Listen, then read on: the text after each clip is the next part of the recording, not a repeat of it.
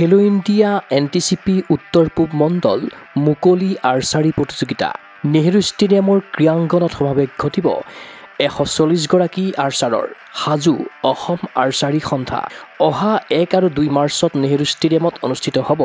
খেলো ইন্ডিয়া এনটিচিপি উত্তৰ পূব মুকলি আৰ্চাৰী প্ৰতিযোগিতা আৰ্চাৰী এছ'চিয়েশ্যন অফ ইণ্ডিয়াৰ সহযোগত অসম আৰ্চাৰী সন্থাই আয়োজন কৰা প্ৰতিযোগিতাখনত উত্তৰ পূৰ্বাঞ্চলৰ 8খন ৰাজ্যই কৰিব অংশগ্ৰহণ প্ৰায় 140 গৰাকী আৰ্চাৰে টুৰ্ণামেণ্টখনৰ বাবে ইতিমধ্যে পঞ্জীয়ন কৰিছে অসমক প্ৰতিনিধিত্ব কৰিবলগীয়া আৰ্চাৰৰ সংখ্যা প্ৰায় 48 গৰাকী প্ৰতিযোগিতাৰ প্ৰথম দিনা শনিবাৰে ৰিকাপ ইভেন্ট অনুষ্ঠিত হোৱাৰ বিপৰীতে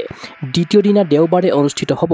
কম্পাউণ্ড শাখাৰ মেচ প্ৰতিযোগিতাৰ উদ্বোধনী অনুষ্ঠানত ক্ৰীড়া সঞ্চালক প্ৰদীপ টিমুং এনটিপিচিৰ প্ৰতিনিধিৰ উপৰি কেইবাজনো বিশিষ্ট ব্যক্তি উপস্থিত থাকিব আনহাতে সামৰণি অনুষ্ঠানত গুৱাহাটী চাইৰ কাৰ্যবাহী সঞ্চালক ডি কে মিট্টাল সহকাৰী সঞ্চালক শম্ভু যাদৱৰ উপৰি এনটিপিচিৰ প্ৰতিনিধি উপস্থিত থকাৰ কথা প্ৰতিযোগিতাখন পৰিচালনা কৰিবৰ বাবে টেকনিকেল অফিচিয়েলসকলক প্ৰেৰণ কৰিছে আৰ্চাৰী এছ'চিয়েশ্যন অফ ইণ্ডিয়াই শুক্ৰবাৰে অসম অলিম্পিক সন্থাৰ প্ৰেক্ষাগৃহত অনুষ্ঠিত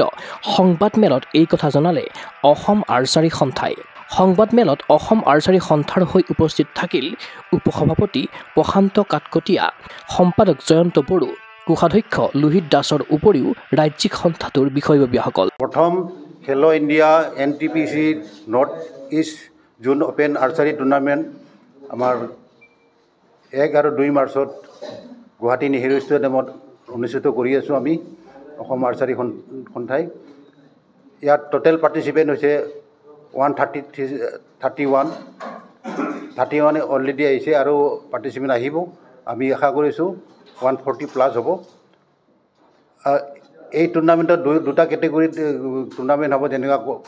ৰিকাপ আৰু কম্পাউণ্ড ৰিকাপ আপোনাৰ অলিম্পিকত আমাৰ টুৰ্ণামেণ্ট হয় আৰু কম্পাউণ্ডটো এছিয়ান গেমছত হয় আৰু এই টুৰ্ণামেণ্টত আপোনাৰ নৰ্থ ইষ্টৰ 8টা ষ্টেট আৰু এছ'চিয়েট যিটো মেম্বাৰ আছে আমাৰ ফেডাৰেশ্যনৰ তেখেতসকলৰ পৰা দুটা ইউনিটে পাৰ্টিচিপেণ্ট কৰিব প্ৰাইজ মানি আছে আমাৰ 2 লাখ টকা উইনাৰৰ কাৰণে 20,000 15,000 ছেকেণ্ড প্ৰাইজ থাৰ্ড প্ৰাইজ আছে 10,000 আৰু ফৰ্থ প্ৰাইজ আছে 5,000 1 মাৰ্চত 8টা বজাৰ পৰা আমাৰ আৰম্ভ হ'ব 1 মাৰ্চত আমাৰ ৰিকাপ হ'ব আৰু 2 মাৰ্চত আপোনাৰ কম্পাউণ্ড হ'ব চাওক অসমৰ আমাৰ যিটো লাষ্ট নৰ্থ ইষ্ট টুৰ্ণামেণ্ট হৈছিলে আমি হাইষ্ট মেডেল নাগালেণ্ড পাইছিলোঁ তাৰ আগত যিটো শ্বিলঙত হৈছিলে মেঘালয় তাতো আমি মণিপুৰক বিট কৰি আমি হাইষ্ট মেডেল পাইছিলোঁ আমি সেয়ে আশা কৰিছোঁ প্ৰাইজ মানিটো কথা মই চবেই সুধি আছোঁ মই এবাৰ কৈ দিছোঁ বস্তুটো 4টাটো আছে আপোনালোকে গম পালে 20, 15, 10, 5 কিন্তু এইটো অকল boys category recurve round boys category equally আকৌ গাৰ্লছৰ কাৰণে আছে মানে বইজৰ 50,000 গাৰ্লছৰ 50,000 ৰিকাৰ্ভৰ 1 লাখ 1 তাৰিখৰ দিনাখনৰ 2 তাৰিখৰ দিনাখন আকৌ কম্পাউণ্ডৰো ছেইম হ'ব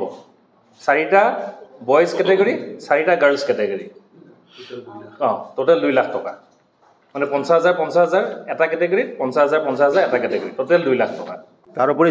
জোনেল যিটো টুৰ্ণামেণ্ট হৈ আছে আমাৰ এইটো 4টা বছৰত 4টাকৈ হ'ব